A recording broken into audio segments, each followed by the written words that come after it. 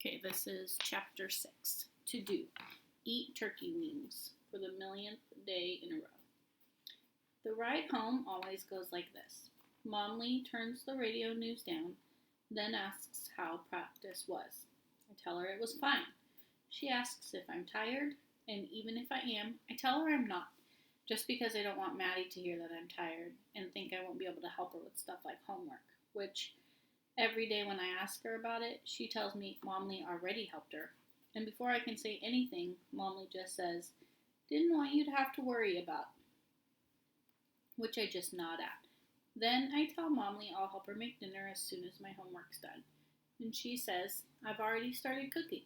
And by then, Maddie's already started kicking the back of my seat for the rest of the ride, which drives me crazy, but also in some weird way kind of relaxes me. Like a massage and a message.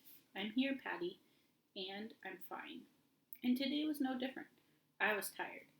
Acted like I wasn't. Maddie's homework was done, and I had a little left of mine to do before dinner. Nothing too major. I knocked out my math assignment. English homework was to think about cannons, which basically meant English homework was to think about history homework, which was going to be reading up more on Frida Kahlo, so I could be ready to add some new information to our project. Not like anyone else was going to. I figured TNT and Becca were probably at home. I don't know, tanning or something. It wouldn't have surprised me if they had one of those skin cooker things in their houses. Those beds you lay on that come down over the top of you and roast you, and you come out looking like a rotisserie chicken. Meanwhile, I was researching things I had learned about Frida so far. 1, she was from Mexico.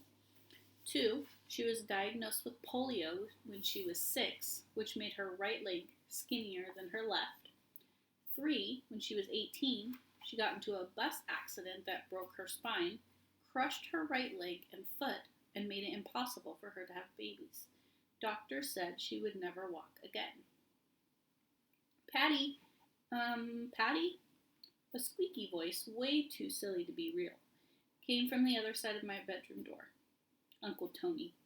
He dropped the Daffy Duck talk. "Dinner's almost ready. You almost done with your homework?"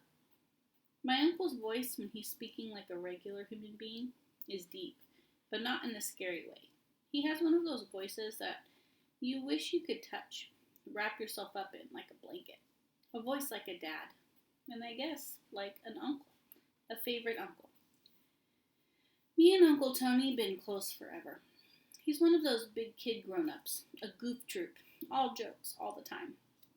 And when I was younger, he was one of the only people who could make my mom laugh, like a laugh that seemed to come up from her feet after we lost my father, and up from her belly after she lost her feet. As a matter of fact, he was one of the only people who could make any of us laugh back then. "I'm almost done," I said, bookmarking the websites I'd been browsing. "Tell Momly I'll be right out to help." I jotted one last note. Something I'd read that I didn't think was that important to the project, but maybe. Number 4. She was close to her father. And that, more than anything, was what me and Frida had in common. Only difference is Frida's dad didn't die when she was young, so she didn't know what that was like. She didn't know what it felt like to be broken until she was older. And not only did I know the feeling of something breaking inside me, I also had to watch my mom go through it and basically get paralyzed in a whole different way, in her brain and in her heart. Matter of fact, after Dad passed, that's when Ma got all churchy, the beginning of catching the spirit and dancing in the aisle and praying for peace in the eye of the storm. But she had no idea the storm was just getting started, because that's also when she started eating, like a lot. And not just regular food, but sweets. All of my dad's favorite recipes. Sweet potato cheesecake, and peanut butter brownies, and white chocolate cookies, and of course, the delicious yellow cupcake with strawberry icing. "Your daddy used to say this thing was so good, they'd make you slap your mama," Ma would say, nibbling the top of the cupcake. "So you better not have too many of them." We'd do like a ha ha ha, and then she'd have too many of them. I guess the sweets were a way of staying kind of connected to my dad. Dessert for the deserted. And I'm not going to pretend like it wasn't amazing living in a house that always smelled like cooked sugar, which smelled like him, and heaven. It was great. But eventually it wasn't, because diabetes came and took Ma's legs. Took most of what was left of her laugh, too. And that's when the actual storm reached maximum storminess. And I was pretty messed up by the whole thing, but doing my best to be strong and brave and big, and all the other things I don't really feel like being at the time. I'd rather be sneaking lipstick on in the bathroom, sending Cotton selfies of how fly I looked, than washing it all off so my mother wouldn't see it. Or sitting on the curb at Cotton's, painting our nails with the nail polish I wasn't allowed to wear that her big brother Skunk would steal from the beauty store, even though I would have to scrub mine clean before I came back home, unless it was clear polish. But then, what's the point? Or trying to convince my mother to let me use cucumber mango or berry rose water or kiwi coconut or any other fruity, flowery, good-smelling lotion on her swollen, cracked-up legs, flipping through magazines, cringing at kitten heels. Even those were the only ones I ever had a shot of wearing in Bev Jones's house. That's what I used to do, what I wanted to be doing. But I couldn't do none of those things no more. At least not like I wanted to. Because now I had to look out for Maddie, who was just confused. I think she had just turned 4, too young to really understand what was going on with Ma's health. And it was really hard to explain it all to her. So I told Maddie that Ma's legs had to go away. Looking back on it, maybe it wasn't the best idea, but at the time, it was all I had. And it seemed to help. And that's when that crazy thing I was talking about earlier, that crazy moment with Maddie, happened. She asked me to help her write a letter.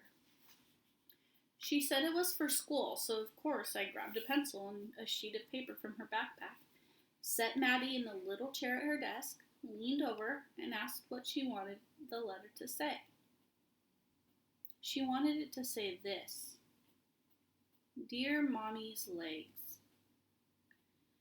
I remember my hand instantly started shaking and I was squeezing the pencil tight enough to snap it in half, but I kept writing what Maddie told me to write. Where did you go? And why did you have to leave? And what are you doing? Are you having fun without us? Are you jumping? Are you dancing? Are you running fast? Please come back. We miss you. Love, Madison Jones. I dropped the pencil. Maddie, what are you going to do with this? I tried to clear the shake from my voice, and it took me flexing every muscle in my body, even cracked my toes, just to keep the tears inside my face. Thank goodness her back was to me. Well, first I'm going to bring it to school for show and tell. Oh, okay, and then what? Well, after I show it to the class, I was going to see if maybe you could send it. Send it? To the legs. Maddie threw her head back, her big eyes staring up at me. Hold it in, Patty. Hold it in. Yes, I will. Send it. I kissed her forehead. Your legs aren't going to run away too, are they? She asked, worry suddenly washing across her face. No, Maddie. I slapped my legs. These aren't going anywhere. How do you know? She asked. I didn't have a good answer to that, and instead toothed my bottom lip to keep it from quivering. I just do, I eked out barely. I'll prove it. How? She asked. How are you going to prove it? Well, I don't know, but I'll figure it out. Don't say it, Patty, don't say it. I promise. I said it, and I instantly felt like I messed up, like I said something wrong. I wished I'd had an invisible cupcake to stuff in my mouth. Something, some stupid pretend tea, anything. I mean, how was I going to prove my legs weren't going to run away from me? Would this be one of those things I was going to have to hope Maddie just forgot about? But the pressure of it all was worth it because the worry on Maddie's face unwound. She nodded, then hit me with the gut punchiest of all gut punches. Pinky promise? Oh, no. Pinky promises, for us, ain't no joke. They're like contracts. Break a pinky promise and people will make you feel like you're in jail or something. Friendship jail, or in this case, big sister jail. Maddie held her pinky out. I hooked mine onto hers, touched thumbs. Now she knew there was no way I would let her down. Then she got back to business. She tapped the letter. So, you know where to send this, she followed. Blow after blow after blow. Killing me, Waffle. But this one I couldn't answer at all. I just couldn't. So I just left, ran to my room, threw myself on the bed, and curled into a ball. Breathe, Patty, breathe. The crazy thing was, the next day at school we were having a field day, and I was paired on a relay race team with Lou. I know I said I never ran one, but this wasn't like a real relay. It was more just slapping each other's hands and running as fast as we could. And after our race, it was Lou who told me about his track club he was in at the time, the Sparks. That night I went home and asked Uncle Tony and Momley, and all the dots connected. My first club team. The rest, as they say, is history. Or present. All I know is it just seemed like something somewhere was telling me to do it, pushing me to do it, not just for me, but for Dad, and for Ma, and for Maddie, who I suddenly, thankfully, had an answer for, pinky promise and all. Turkey wings. Momley made turkey wings every single night. Every single night. So it's always funny because Uncle Tony says things like, dinner's almost ready. I never have to ask what we're having. I know what we're having. Turkey wings with rice and a veggie. Usually broccoli. Not even turkey breast or a turkey leg or a turkey sandwich.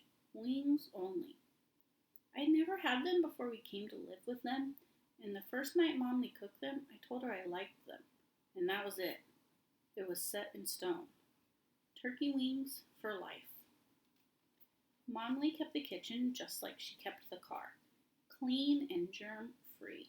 Scrubbed from top to bottom with something sudsy and bright colored, like sun yellow that smelled like rotten lemon, or mutant green that smelled of like every flower in the world sneezed.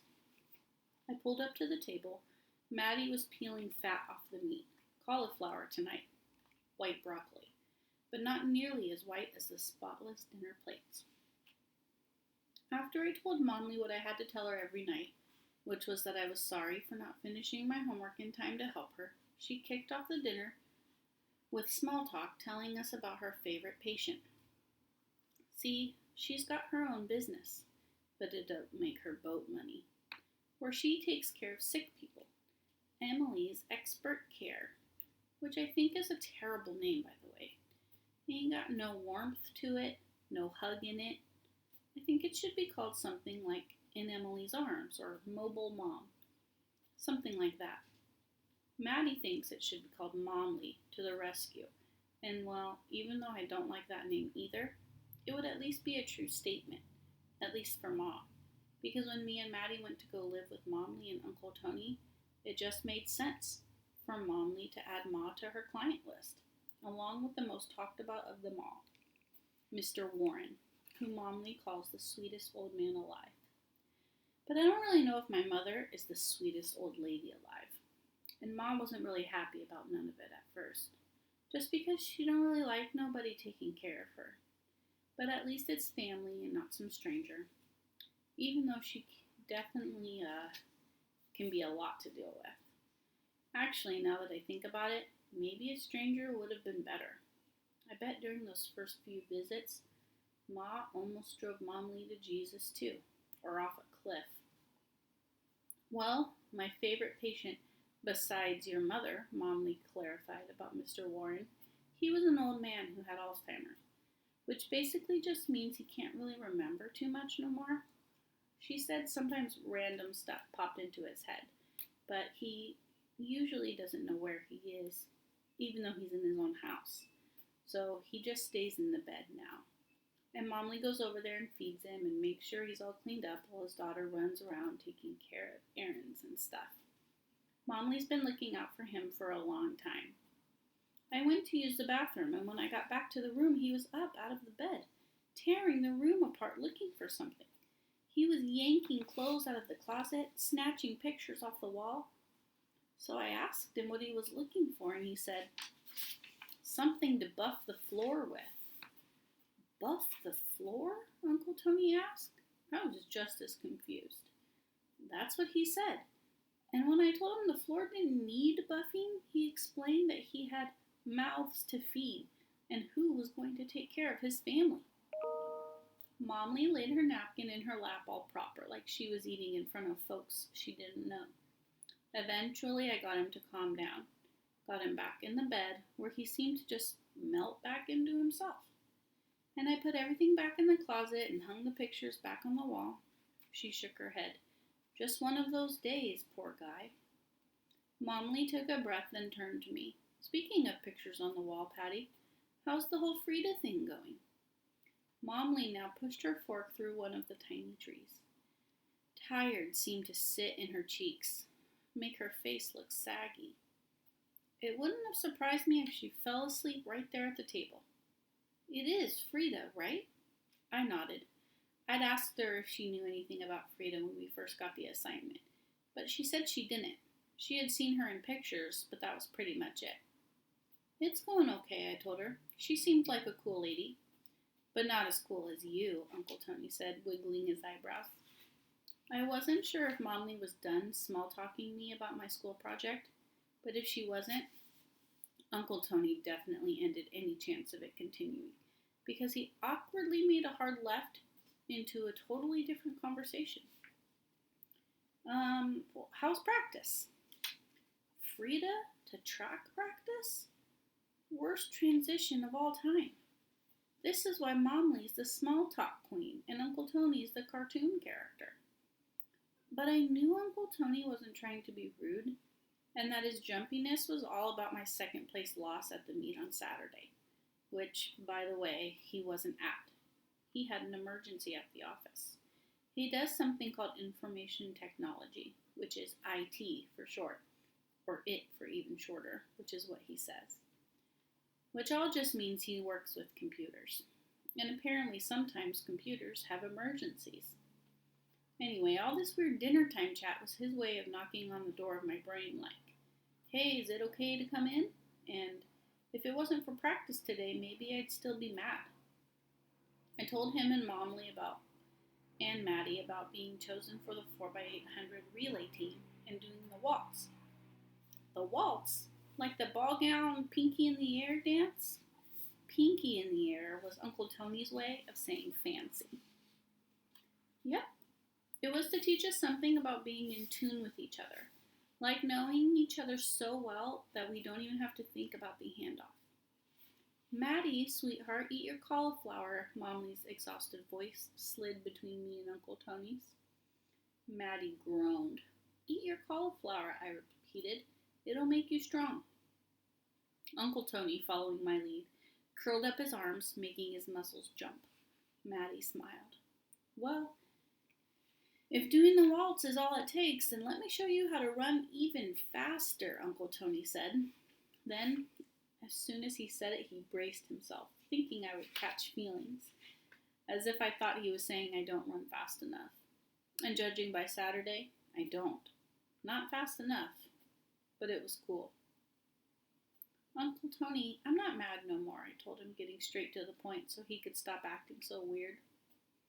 His shoulders dropped, rolled back as if he had just unbuttoned the top button on his pants after a big meal. Oh, thank God, he exhaled the words, and I smirked, then tapped my fork on Maddie's plate. She stabbed a piece of cauliflower and lifted it to her mouth. Uncle Tony continued. So yeah, if you want to run faster, try this. He scooted out from the table, Momley already frowning at whatever was coming. And then it came. The strangest thing I've seen Uncle Tony do. Maybe ever. The Running Man.